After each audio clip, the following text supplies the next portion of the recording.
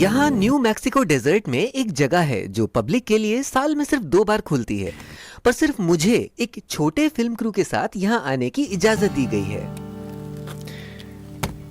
ये है Trinity bomb की टेस्ट साइट, जहां 16 जुलाई 1945 को सुबह ठीक 5:29:45 पर दुनिया का पहला न्यूक्लियर बॉम्ब टेस्ट किया गया था।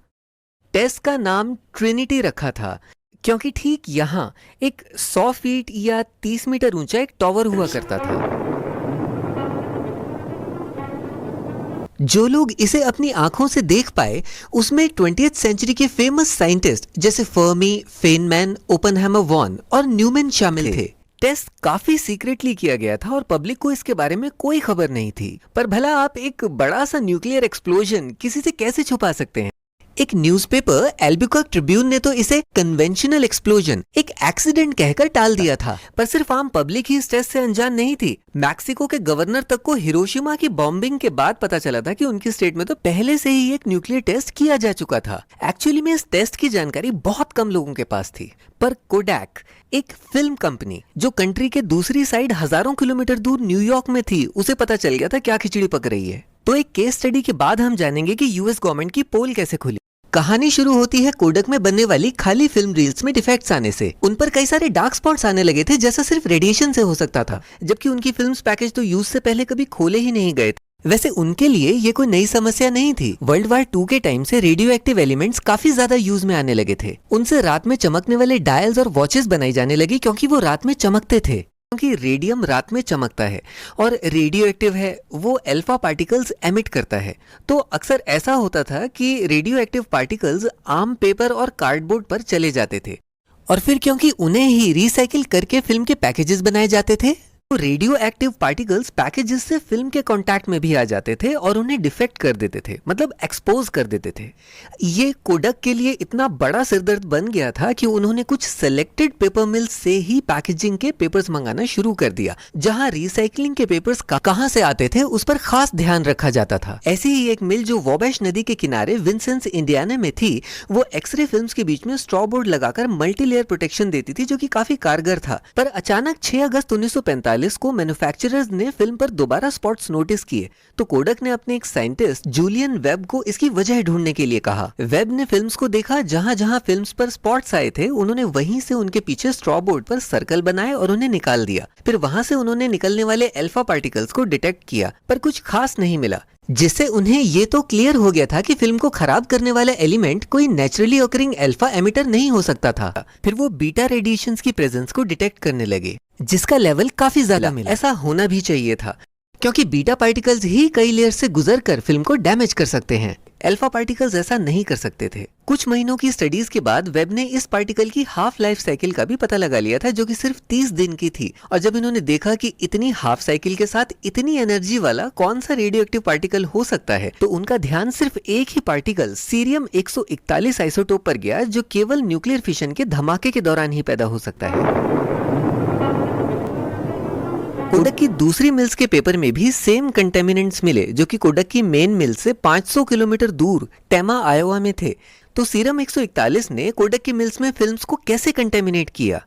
एक्चुअली हुआ ऐसा था कि न्यू मैक्सिको में एक एटॉमिक बॉम्ब टेस्ट किया गया था, जिसमें प्लूटोनियम के कोर में न्यूक्लियर फिशन हुआ था। न्यूक्लियर फिशन में प्लूटोनियम के एटम्स स्प्लिट होते हैं, एनर्जी और न्यूट्रॉन्स को पीछे छोड़ते हुए, जो आगे रिएक्शन को कंटिन्यू करते हैं। पर फिशन कोई सिंपल प्रोसेस नहीं होता है, इसमें काफी खिचड़ी पकती है। प्लूटोनियम का न्यूक्लियस हर बार सेम न्यूक्लियाई में स्प्लिट नहीं होता, वो कई सारे डिफरेंट न्यूक्लियाई में स्प्लिट होता है, जो कि सारे रेडियो एक्टिव होते हैं। यही radio active particles mushroom cloud के थ्रू स्ट्रेटोस्फीयर में पहुंच जाते हैं, जहां से हवा के जरिए ये कहीं भी जा सकते हैं। हजारों किलोमीटर उड़कर टेमा, आयोवा और इंडियाना पहुंच गए थे, जहां ये पार्टिकल्स रेन के साथ मिलकर जमीन पर बरसे, जिसे रेडियो एक्टिव फॉल आउट कहते हैं। ऐसे ही किसी रेन से रेडियो एक्टिव पार्टिकल्स उन 2 रिवर्स में मिल गए, जिनका पानी दोनों मिल्स अपना पैकेजिंग मटेरियल बनाने में यूज करती थी। और ऐसे सीरम 141 पहले पैकेजिंग मटेरियल और फिर फिल्म्स तक पहुंच गया, जिससे यूएस गवर्नमेंट की पोल खुल गई।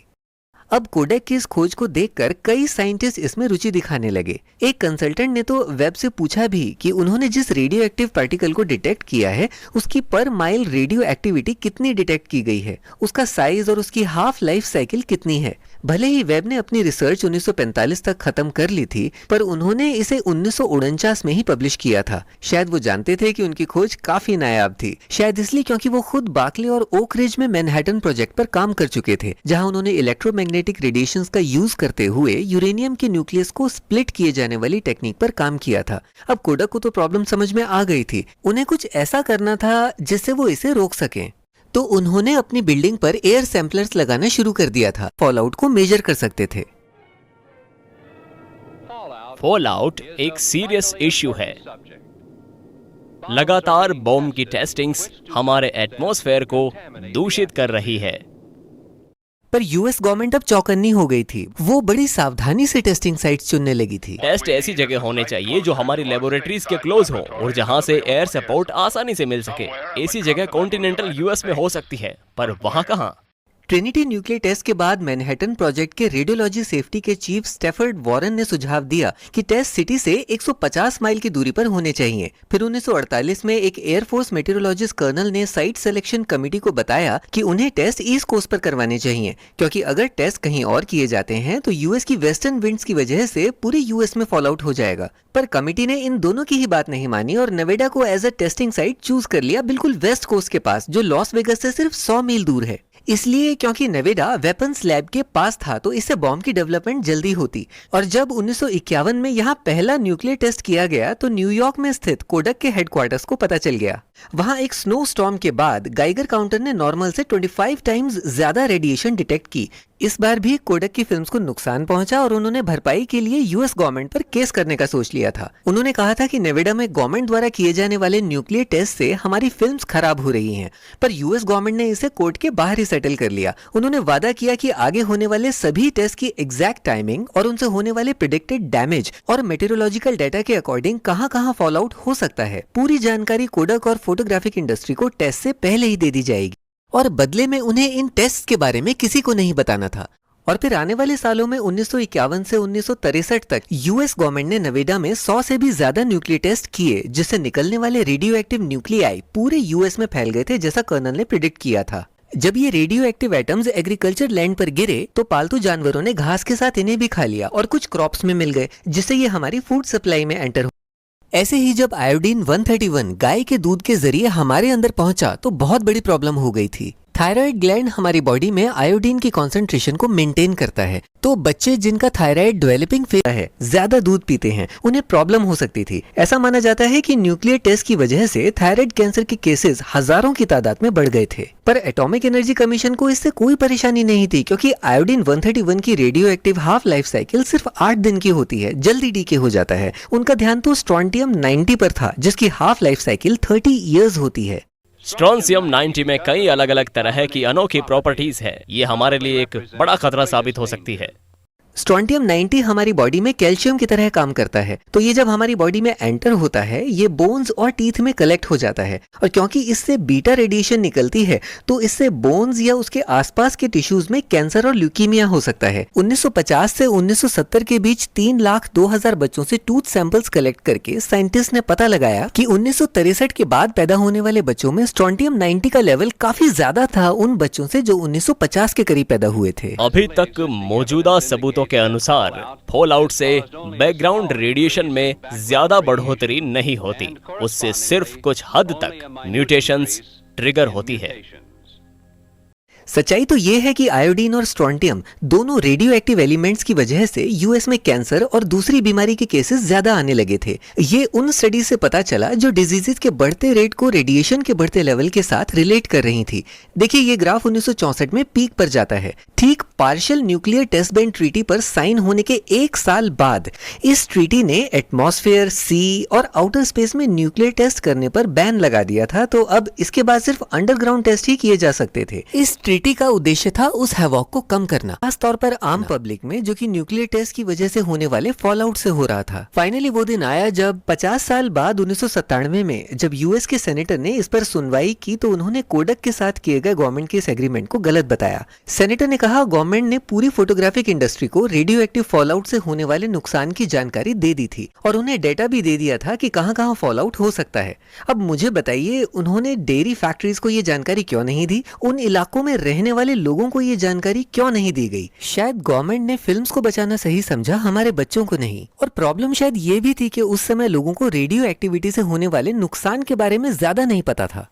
हर सेल रिप्लिकेशन के दौरान जीन्स या तो सीधे ऑफस्प्रिंग में पास होते हैं या उनमें कुछ म्यूटेशंस आ जाती है जिससे उनकी प्रॉपर्टीज चेंज हो जाती है। हम नहीं जानते वास्तव में ये कैसे होता है। कैंसर के केसेस तो काफी बाद में दिखने शुरू हुए थे। फॉलआउट मॉडल से बेहतर पता चल सकता था कि फॉलआउट कहां कहां हो सकता है। जब एल्बेनी के स्टूडेंट्स ने भारी बारिश के बाद बहुत हाई रेडिएशन की जानकारी दी तो एनर्जी कमीशन ने इसे कम एरिया में इंटेंस फॉलआउट का इंटरेस्टिंग एग्जाम्पल बताकर छोड़ दिया। और जैसे ये बातें धीरे धीरे फैलती जा रही थी, लोग भी चौकन्ने होने लगे थे। तब भी एनर्जी कमीशन के पास इन सब प्रॉब्लम्स का एक ही सॉल्यूशन था कि बात को जितना कम हो सके उतना कम फैलने देना। इन्हें लगता था कि रेडिएशंस इतनी आसानी से इंसान को नुकसान नहीं पहुंचा सकती जितना आसानी से वो फिल्म्स को डैमेज कर सकती थी। तो फॉल आउट पर रिसर्च का कोई कंक्लूजन नहीं निकलता।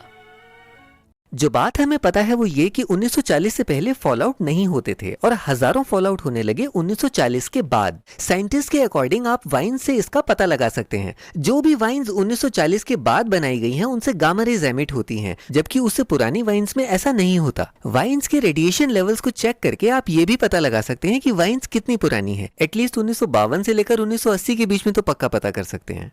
पेंटिंग्स में धोखाधड़ी को भी आप चेक कर सकते हैं क्योंकि एक खास समय से पहले उनमें रेडियो एक्टिव एलिमेंट्स नहीं होते थे। इससे आप स्केलेटन की एज का भी पता लगा सकते हैं कि वो 75 सालों में कब मरा होगा, उसके बोन्स में रेडियो एक्टिव एलिमेंट्स के कॉन्सेंट्रेशन से। इस टेक्निक को कई फोरेंसिक केसेस में यूज किया जाता है, जहां पहले अगर कोई 50 साल के अंदर मरता था तो पता लगाना बहुत मुश्किल था, लेकिन अब ऐसा नहीं है। ये मेथड कारगर है क्योंकि हम अपनी पूरी लाइफ स्ट्रोंटियम 90 इंजेस्ट करते रहते हैं और मरने के बाद ऐसा नहीं कर सकते। आज हर किसी की बोन्स में स्ट्रोंटियम 90 की मात्रा जरूर है, भले ही वो थोड़ी सी हो।